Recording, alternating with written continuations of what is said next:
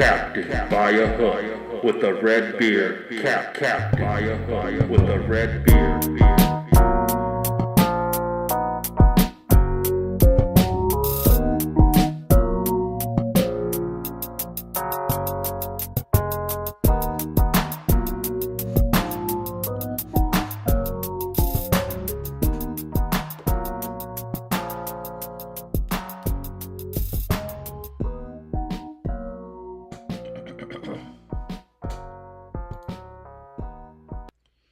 Man, this World Series is getting good. 3-1 victory by the Rangers last night in Phoenix. Although Brandon fought, again, hats off to the rookie. I've been riding him hard all season. Outside of the third inning last night, pitched beautifully. Goes 5-1, 5.1 innings, 4 Ks, only giving up 4 hits, 3 runs. Of course, that 1 homer to Seager. Electric. Man, that home run got me up out my seat last night. We're going to talk a little bit about last night's game in the World Series. A few of the key things that happened. Besides the Diamondbacks just only scoring 1 run. Things that gave the Rangers the victory, including Jon Gray.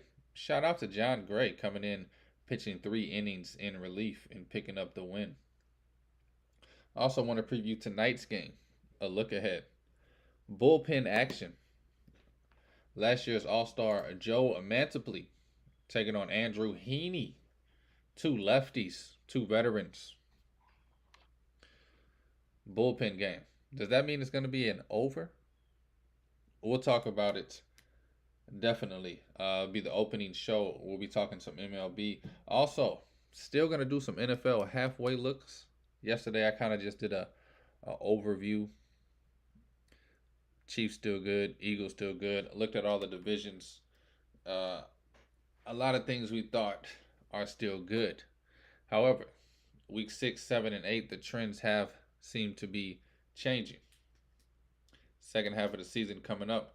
Still a lot to be excited about. I want to look at a bunch of the markets.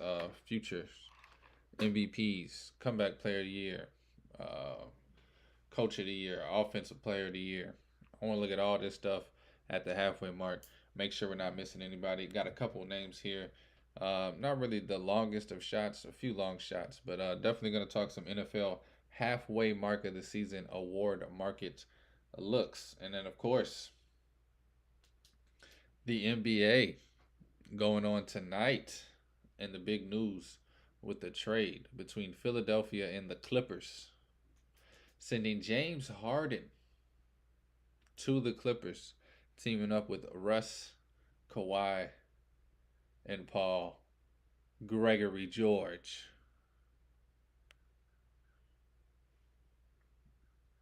I don't even know what to think about it. The more I think about it, the less I think about it. But the less I think about it, the more I think about it. Sounds great, man. On paper, definitely going to talk about that and some NBA action tonight. I have 2 props for you tonight. That's about it on the slate. Pretty slow day as far as betting-wise goes. Probably going to stay away from the baseball. Just going to have 2 props in the NBA. Nothing I like on the ice. It's been on college basketball. Countdown. That's what I've been on, man. College hoops, college hoops, college hoops. I've been fiending for any one of these books to release some win totals on the season. Yeah, I see you got the Wooden Award up. I see you got the Final Four championship. I see. You even got the conference winners up. I've been able to dive in and have a little fun with those. I want some win totals, man. Don't make me have to dive in the last 48 hours and do a 30-hour straight marathon of doing homework on win totals. Give me a few days, man. Give me a few days. This is Captain by a Hook with the red beard. I am Rowan Donaghy, a.k.a. Rowan Dobbs, going live on a Tuesday. I haven't even mentioned it yet. Happy Halloween to all the spooky ghouls and girls. Didn't plan that. It's the 31st of October, baby. Halloween. It's a Tuesday. Cut the heater on this morning for the first time. Woke up freezing. Looked at my phone, 52 degrees. Gonna be in the 50s all day. First cold day of the year. Pulled out the hoodie for the first time. Halloween, baby. Happy Halloween. I got lost in this intro completely due to the fact that it's Halloween. Don't even know where I'm at. But hey, this is a morning show talking about the World Series, baby. Last night was a good game. Every at bat had my attention.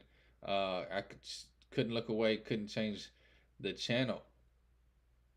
Again, shout out Brandon Pfaadt. Outside of that third inning, Marcus Semien getting a single, and then you get Corey Seager coming up. First pitch. I mean, boom. Jumped up out my seat. I said, damn. Exciting. Electric. I'm not even rooting for these guys. And I had to get out of my seat for that one. Shout out to Corey Seager, man. Hitting his 5th homer of the postseason last night. First pitch. Put him up 3-0. 3 runs. That's all they got the whole night. D-backs actually got more hits than the Rangers last night. Getting 6 hits to 5 hits. Low scoring game, low motion, slow motion game.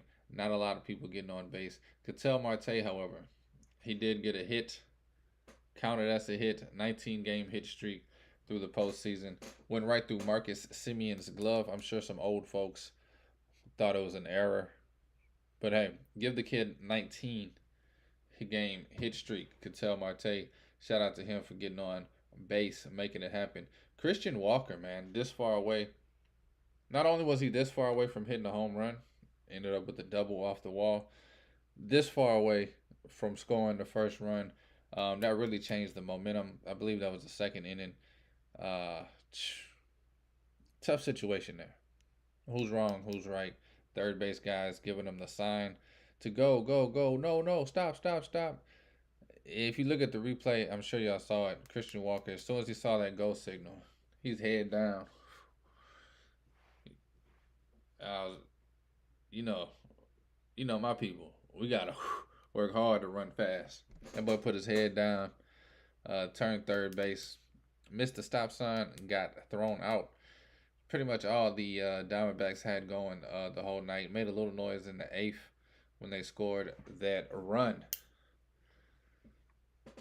Other than that, just couldn't get anything going. 6 hits. Pitching wise, though, I mean, you only give up 3 runs in the game, and that's in the 3rd inning. The whole entire game, it felt like the Diamondbacks had a chance, even down to the 9th inning. The Rangers closer, man, little young cat, looks like he's 12. Been balling. I think he's pitched every game this postseason. Just absolute fire. Outside of that one Altuve home run he gave up, been absolutely dominant. But yeah, man, John Gray for the Rangers really started off the night. 3 innings in relief out of the bullpen, getting 3 strikeouts, only allowing 1 hit over those 3 innings. Really, be quiet. Put the Diamondbacks on notice to be quiet. 7th inning shutout, 2 strikeouts. And then again, the 8th inning against Chapman, they get those 2 hits in that run. But nothing going outside of the 8th inning, really, at all. 2 walks from Scherzer to get some people on base. And then, like I said, the Christian Walker double and thrown out at the plate. That's about all that happened, man, for the Diamondbacks. Looking forward to tonight. Bullpen game. Andrew Heaney, the lefty, and the veteran, the all-star from last season, Joe Mantiply, is going to get the start. Both of these guys probably going to go maybe 2 innings. I can see Heaney going 2 or 3. Mantiply, I don't see Mantiply facing more than 5 batters. If he does go 2 or 3 innings, that'll be a plus for Torey Lovullo and the Diamondbacks. I don't see him going more than 5 batters. If he can get through Seager, Garcia, Semien, they'll probably be happy with that. Move on to the next guy in the lineup. But it would be nice to see Joe come out and just go 17 pitches and be able to get through 5 at bats. Heaney, on the other hand, I think he could go 5 innings if you needed him. So I think he goes 3. That's just my guess. Um, this lineup hasn't really seen him. So my guess is that he goes through the lineup at least once. I mean, at least twice he gets through the lineup. Maybe not, though. Who am I? Bullpen game, anything can happen. Diamondbacks with the backs against the wall. I think Heaney will have a longer leash, obviously, just because they have the 2-1 cushion on the lead. You never want to just go back and forth, but you don't mind going 2-2, whereas the Diamondbacks do not want to go down 1-3. Just obvious. Hitting wise, bats need to wake up. Wake up. Wake up, Mr. Bats have been quiet for the Diamondbacks in their 2 losses. They exploded in game 2 for those 9 runs. We need another game like that if you're a Diamondbacks fan. As far as the Rangers go, this is what they've done all season. They win. And they win by margin. One of the most profitable bets this season has been the Rangers on the run line. First 4 months of the season and including the playoffs. I don't know. I can't call any of these games. I bet Diamondbacks game 1 just as a fan. Obviously, they lost in dramatic fashion. And then game 2, didn't bet anything. Last night, I bet some pitching props unders. Took both the under 4.5 strikeouts. Got a little help there with Scherzer and the back problems. And then Brandon Pfaadt scared me to death against Adolis Garcia. Down 0-2 with 4 Ks. Adolis Garcia battles back with the walk. They pull Pfaadt out the game. Bet secured. I ain't a bag checker, but I like to check the bag. Like I don't check my bags when I fly, but I like to check the bag of money. You get what I'm saying? You know what it is. It's Captain. Buy a hook, baby, with the red beard. Looking forward to tonight's game between the Rangers and the D-backs. Going to be another barn burner is my guess. I think both of these pitching staffs are really locked in right now. These bats need to wake up. I think we get another low-scoring game tonight. I think the D-backs come out on top. I think they end up evening this thing up. I think this is going 7. Think this is going 7, baby. They're in Chase Field. They got to get one for the hometown Phoenicians, if you will. Let's dive into some NFL market, baby. Halfway looking points.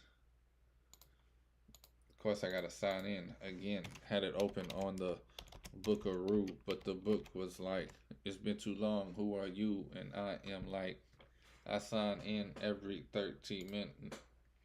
Anyway, y'all don't want to hear me rapping. I can't believe the over-under. Just to get on some MLB real quick. 9.5. The under is juiced. Rightfully so. NFL, baby. I got to find the futures again. Talking MVP. Sorry that took so long. People, those of you who clicked the 13:45 timestamp, had to sign into the book again. Slowed me down. Trying to keep me on my toes. Tua Tagovailoa plus 350 as the favorite to win the MVP award. I don't think it happens. You got Patrick Mahomes at 375. I'm not just speaking because he just lost to the Broncos. Outside of 1 or 2 games, he really hasn't statistically been the best quarterback in the league. Jalen Hurts have had 1 or 2 games that weren't the greatest, even though they have the best record out of these 3 teams with only 1 loss. Plus 400 on Jalen Hurts. Just don't see him winning it either. Lamar Jackson, as great as he is, I feel like he's an old veteran. I don't know. Lamar Jackson just has a weird vibe around the NFL.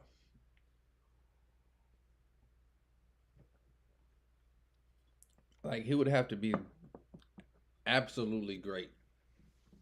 Like I can see the people giving the award to any one of the other three guys I just named, Tua, Patrick, or Jalen. And then that's a long shot. You got a running back, Christian McCaffrey, plus 1,600 after Lamar Jackson, the jump of 1,000 points. And then Josh Allen right there too at plus 1,600. And then this is what I wanted to talk about. Before the season, you got Burrow at 7-1.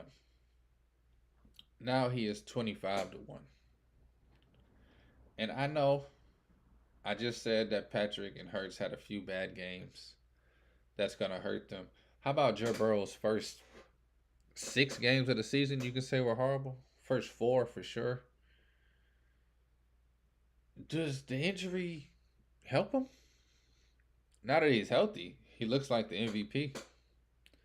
Just went up against arguably the top defense in the league in the 49ers and looked like the league MVP. 3 touchdowns. Got Chase involved. Got Chase 100 yards and a touchdown. Joe Burrow at 25-1. Something I just can't help but look at and double down on. I took him at 7-1 before the season. That's also looking at it through that lens why this looks even better at 25-1. But then I just keep coming back to what I just said. Patrick Mahomes, Jalen Hurts, 1 or 2 bad games. That's gonna hurt him. How can the first 4 games at least not hurt Joe Burrow? Unless those games have an asterisk to MVP voters because of the injury. Who knows? Who knows? Brock Purdy plus 4,000. Before they were 5-3, when they were 5-0, it almost seemed like Brock Purdy has to be mentioned in this conversation. I think his name rightfully has dropped out of it. 3 losses in a row. 49ers still not in too much danger. NFC West is pretty weak this year. But I think awards wise, and I'll talk about this a little later also in Coach of the Year award, is going to kind of hurt the 49ers, this little 3 game skid. Christian McCaffrey seems to be the only player not hurting in the award market because of it. And I don't know. I tell you what, Christian McCaffrey wins the MVP, it'll blow my mind that they don't give this award to the quarterback. Honestly, in my lifetime, I don't know why they don't call this the most valuable quarterback award. Never goes to anybody but a quarterback. That's why they made the Offensive Player of the Year award for the best receiver or running back. But Christian McCaffrey being the 4th favorite and being tied with Josh Allen and having a shorter number than Joe Burrow right now, it's kind of crazy to me. Tyreek Hill is 35-1. Christian McCaffrey 16-1, just for reference there. I'm sticking with Joe Burrow. Mahomes, Hurts, and Tua all around 3 to 4 to 1. I just can't. Nothing separates them yet. I can't really. I don't have a good gauge personally on who I think the MVP is. Haven't heard enough news from writers. Haven't heard enough from the rumblings of the media to really gauge on who I think is going to separate themselves there. I haven't really heard Lamar Jackson even jump into the conversation, although I definitely think he should be. I just got to stick with Joe Burrow. And why not double down at 25-1 and end up with a 7-1 and a 25-1 ticket? That, who knows? If Joe Burrow is the best quarterback by far these last 9 games, who knows what the conversation is going to be like going down to that last 2 or 3 weeks. Once we start getting media coming out and saying who they think the MVP is, start getting all the end of the season articles coming out. Who knows? I'm a sticker with Joey B for MVP. Offensive Player of the Year award. I mean McCaffrey, Tyreek Hill, anybody outside of them two. I think you're reaching. Personally, I think you're reaching. If it's not Tyreek Hill or McCaffrey, I think you're reaching. Now, I just said all that stuff about Joe Burrow, and you got Ja'Marr Chase sitting there at 3,000. If Joe Burrow goes crazy, Ja'Marr Chase is going crazy. I just leave that there how it is. But I think outside of McCaffrey or Tyreek Hill, The narrative is it's one of their awards and nobody else's. Defensive Player of the Year, don't have a strong opinion on this. I lean TJ Watt. I think he's the most important to that team. You can argue Micah Parsons and Myles Garrett, both equally as important. I think TJ Watt just has, I don't know. I feel like those other defenses have a Robin to these Batmans, whereas TJ Watt is just kind of by himself back there, especially with the injuries on the defense to the Steelers this season. TJ Watt plus 250, both Micah Parsons and Myles Garrett plus 200 as the favorites. And you got Max Crosby at 33 to 1, plus 3,000. I mean, all the guy does is make plays, all the guy does is ball out. Aiden Hutchinson 15 to 1, Chris Jones 33 to 1. Just to shout out Trey Hendrickson, one of the guys I will always will have that damn it, why did the Saints get rid of him? Why didn't they just, like, I know we didn't have no money. We was trying to keep a bunch of guys. We should have made sure we kept him, man. But shout out to him and what he's doing in Cincy. Rookie of the Year. I'm going to be honest with you. This is another conversation, kind of like the Joe Burrow conversation. C.J. Stroud has been right above average, which is impressive for a rookie quarterback in this league all season. He's the favorite at minus 160. I don't know if he's done enough to not be able to look at this market and pick some long shots down here. Now, just to name a few, you got Rashee Rice at plus 5,000. You got Sam Laporta at plus 6,000. Both of those players becoming household names. Those are two that I would take a sprinkle on, a stab on. I don't think Jaden Reed is doing enough for the Packers to be looked at down there. I also don't think the Packers are good enough of a team to get awards. Rashee Rice and Sam Laporta, plus 5,000, plus 6,000. Love those long shots. And now just to talk about what I talked about with Joe Burrow, Will Levis saw him in his first game last week. First game, Tennessee Titans offense looked respectable this season. First game, the Tennessee Titans really played a good game. Put up 20-something points, got the win. What if Will Levis has 2 or 3 losses at the end of this year on his record? What if Will Levis is putting up 28 points on a weekly basis? C.J. Stroud still doing what he's doing, above average, putting up 13 to 17 points a game. Few wins here and there. But what if Will Levis, with the team that he has, the tough defense, the tough O-line, Derrick Henry, what if he gets these balls as a receiver? What if Will Levis turns the Titans back into a winning team? And it was Tannehill all this time. Is he not the offensive rookie of the year? I don't know. Will Levis plus 3,000 has to get a bet from me right now in this market. Last week going into the game, I was excited about seeing him. Kind of thought he'd be a stud. I mentioned it here once or twice briefly. But plus 3,000 for offensive rookie of the year. I don't think C.J. Stroud's done enough to just cement it. Definitely been great. Good. Definitely been good. I don't want to disrespect him by saying he's not been good. But he has been great. Jahmyr Gibbs starting to flash. Bijan Robinson kind of locked up by his own offense. I don't know. Will Levis at plus 3,000 just has a feeling to it for me. Defensive Rookie of the Year, I have no thoughts here. Comeback Player of the Year, just to keep it brief, I never know how to talk about this properly. I never thought Damar Hamlin should be the favorite even before the season, and especially now that he's only been playing special teams, brief workload, and I put nothing against him personally. Amazing story. I just think the Comeback Player of the Year should be somebody coming back and getting back to the All-Star status. Not really Pro Bowl necessary, but just back to who they were. And Cooper Kupp, a lot of people have been talking about him before the season.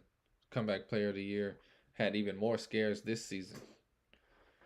plus 2,200 right now. He's been like plus a 100,000 cajillion billion. But right now, plus 2,200, 22 to 1. Cooper Kupp would be my bet. Um, Comeback player of the year. They have Aaron Rodgers on here at plus 4,000, which is crazy to even think that. What if? I mentioned it yesterday, but what if Aaron Rodgers starts the last week of December? Plays out, wins the last 3-4 games. I don't know how the schedule works. Wins the last 2 or 3 games, whatever it is, last couple weeks of the season. Goes into the playoffs. Is he not the comeback player of the year?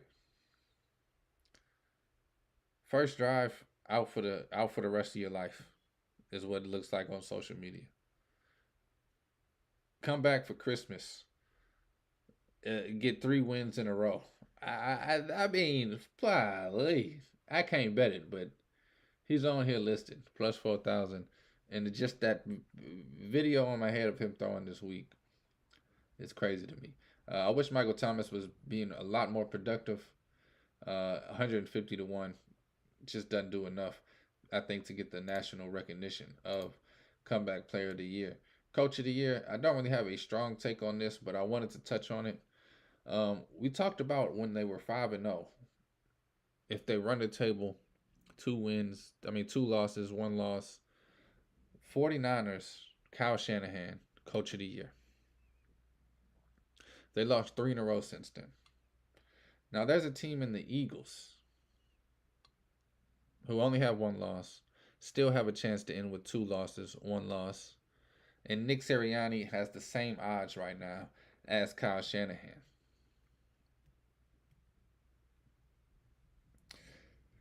I get the love for Mike McDaniels in Miami. I get the love for Dan Campbell in Detroit. I even understand DeMeco Ryans, Robert Salah. I get all these guys. But if the conversation 3 weeks ago is Kyle Shanahan is the coach of the year if the 49ers have a 2-loss season, shouldn't that same conversation be applied to the Eagles coach and Nick Sirianni if they have a 2-loss season? Again, it doesn't really matter what I think. Doesn't really matter what I can gauge. We will know more as the season goes along and articles start coming out and people start telling you who they're voting for. Then I'll make a move on this market. Until then, it's just, I just had that thought. If Kyle Shanahan, why not Nick Sirianni? And they're at 25 to 1, which is the same price as Mike Tomlin. Just think about that. The chance of Mike Tomlin winning coach of the year versus both of those guys, I think both of those guys should be favored a lot more. But anyway, again, I don't have much on that. I want to touch on regular season rushing yards. Christian McCaffrey is the favorite plus 200. If you look at the list, there's some guys within, I think, if you can find some guys within 200 yards that you think will have a breakout second half of the season, you can definitely catch a McCaffrey who might miss some games. Might just take some rest, especially towards the end of the season. If the 49ers get back on track and they are a first place NFC team already in the NFC West, you might get 2 or 3 games where he gets a lighter load and then just takes a whole week off getting ready for the playoffs. And then you have teams like the Seahawks in that same division with Kenneth Walker, who's at 15 to 1, who I don't think is going to get the luxury of having those last few weeks of the season off. Bijan Robinson, I don't think he gets enough rushings. The Jets, what if they lean on Breece Hall a lot more the second half of the season? He's 12 to 1. Of course, Derrick Henry plus 1,000. I think this is a market, if you really dive in, find somebody that's within 200 yards of McCaffrey, you're going to get that extra game or 2 at the end of the season where McCaffrey sits because they're playoff ready. And I think you'll have a guy who can go, let's say he gets you 150, 200 on that last week. That'll make up for that gap. And And like I said, Kenneth Walker at 15-1, Brees Hall at 12-1. Um, Pacheco, I think, is going to be in the same resting case towards the end of the season. I'm looking for teams that I think are going to be playing for something that last week of the season. And staying away from rookies like Jahmyr Gibbs, Bijan Robinson. Staying away from those guys. I think Jonathan Taylor, Alvin Kamara, those kind of guys have just missed too much time at the beginning of the season. But then again, who knows, man? I mean, Alvin Kamara missed the first 4 games. I don't think he's had a 100-yard rushing game yet. Just an idea, man. I'm looking down at the list. Like I said, Brees Hall and Kenneth Walker are my 2 favorites at the moment. Joe Mixon's also a thought, but he's so dangerous out of the backfield. But hey, it's about to hit winter in Cincinnati. Maybe they do turn around and rely on that run game to get them through the cold winter of November and December, get them to the playoffs feeling funky. That's about all I have. Looking at the futures, I just wanted to look at everything NFL wise. We're at the halfway mark of the season, so I just wanted to give it a glance, baby, right here on Captain by a Hook with the red beard, Rowan Donaghy, aka Rowan Dobbs. The NBA has action tonight. You got the Knicks, my Knicks, going up against the Cleveland Cavaliers. Both of these teams 1-2. Knicks road favorites. Always fishy when the Knicks are favored from a Knicks fan. Just saying. Knicks favored by 3.5 on the road against Cleveland. Must be some people not playing there. I do have a prop in this game. He's been cold to start the season. I think he gets it going tonight. The big guy, Julius Randle. Give me his over 20.5 points. I think he gets over 20. Like I said, he struggled the first couple games. I think they make an effort to get him the ball early, get him going early. I think he has 12 first quarter points, 12 first half points at least. I think he drops 25 plus. So I'm going to go over 20.5 for Julius Randle. Only 2 other games tonight. I'll just talk about them briefly. Spurs taking on the Suns. Suns 2-1. Looking to be a dominant force this season. 7.5 point favorites to the Spurs. Still unsure about Devin Booker or Bradley Beal. I don't know if there's reports out. Maybe something's going to come out later. Again, this is a morning show. As of now, I haven't heard anything on Booker or Beal. Staying away from this game. The total, I can see it getting over 226.5 just because of the lack of defense on either side. Just going to be running and gunning and shooting and hooping. I can see it getting into the 120s each team. But I don't really see a need to bet it. The Magic taking on the Clippers, who just picked up James Harden. I'm going to be honest with you. I don't like it. Defensive liability. Russ is already a defensive liability. Kawhi and Paul are getting old, getting fragile. Can't rely on their knees to play defense at the highest of highest paces. This team's at their best when they have players like Nicholas Batum playing defense on the best player. Reggie Jackson playing defense on the best guard. Now they're missing all of that. And now you have 4 of the best scorers we've ever seen in this generation. Beautiful. Beautiful. Beautiful. I don't think it works. I just don't think it works. We saw Kawhi Leonard the video the other night looking at Russ slap the floor. He was so mad. God, this mother. Now imagine James Harden on the same court. Memes galore.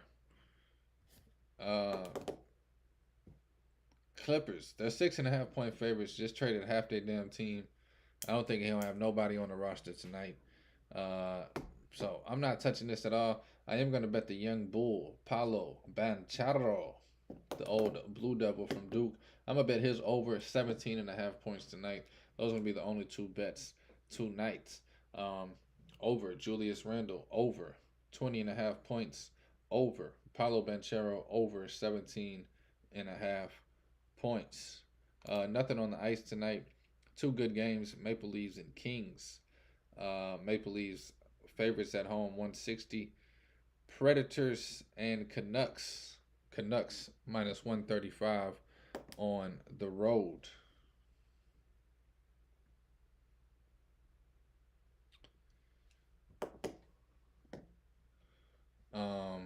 Yeah, that's where we at tonight, man.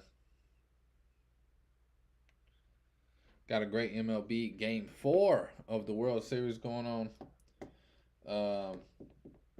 NBA, gonna have Randall over, Banchero over. Nothing on the ice. Still, books. Stop being scared, man. Drop some college basketball win totals. Let me invest in my future. Let me be all I can be. Thank you for the love. Thank you for the support. Thank you for watching. Thank you for listening. This is Captain by a Hook with the red beard, Rowan Donaghy, aka Rowan Dobbs. Going live on Halloween, baby. It is Tuesday. It is the 31st of October, and this is a morning show. Please take all wagers at your own risk, and please gamble responsibly.